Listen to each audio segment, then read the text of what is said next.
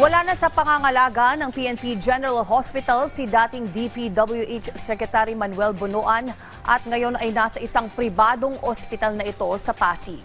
Ayon sa PNP, may mga pagsusuri na kinakailangang gawin kay Bunuan na hindi kaya o walang gamit sa PNP-GH. Yan ang ulat ni Ryan Lesiges.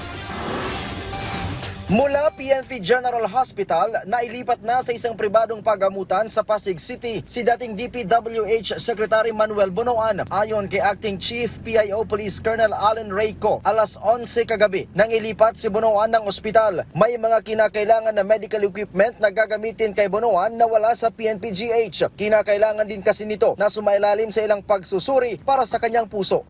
At around 10 p.m. yesterday, that was June 2, yung blood pressure po ng ating pasyente ay nagre-range from 140/168 over 70 to 100. So, considering his advanced age, underlying hypertension, elevated troponin, 1 level, and persistently elevated blood pressure, transfer to the hospital of choice was recommended.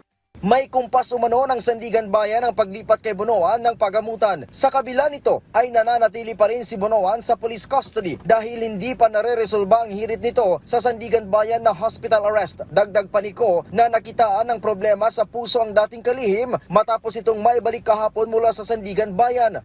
Later that day, laboratory results showed an elevated heart enzyme which raised concern for a possible heart condition. He was therefore closely monitored and referred to a heart specialist for further evaluation. Katunayan ay kinailangan pa na ilagay sa intensive care unit o ICU sa PNP-GH ang dating kalihim. According to the report of the health service, in view of the abnormal cardiac biomarker result and possible acute coronary syndrome, the patient was transferred to the intensive care unit nung 4 o'clock po ito, 4 p.m. po yesterday, June 2, for closer monitoring. Additional medications were initiated.